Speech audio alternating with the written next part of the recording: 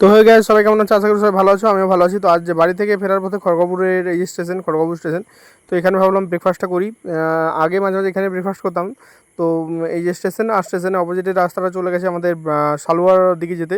তো সেই রাস্তা যেতে আমাদের এখানে অনেকই ব্রেকফাস্টের স্টল থাকে। আর এখানে সব যারা বেশিরভাগ অফিস স্টাফ বা গভর্নমেন্ট সার্ভিস করেন বা রেলের সার্ভিস করেন, তারাই বেশিরভাগ টিফিন করেন।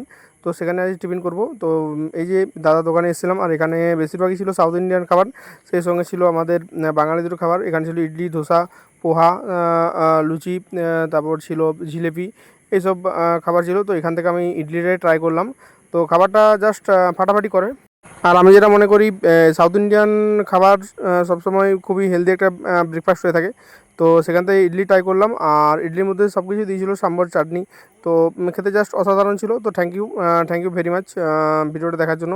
সবাই সুস্থ থাকবেন, ভালো থাকবেন। আর এই কাকার দোকানে প্রচুর পরিমাণে ভিড় থাকে, আর অফিস পাড়ার লোকেরা সব খাওয়া দাওয়া করে। আর এখানে খাবার দাবার খুব ভালো, আর কোয়ালিটিও খুব ভালো থাকে।